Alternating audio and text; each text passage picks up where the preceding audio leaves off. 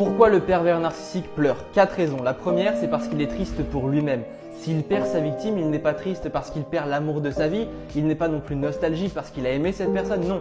Il est triste parce qu'il perd avant tout un objet qui lui permettait d'obtenir de l'énergie, de l'attention, un objet qui lui servait comme poubelle émotionnelle. Et là, il peut être triste pour cette raison. La deuxième raison, c'est pour se tirer d'affaire.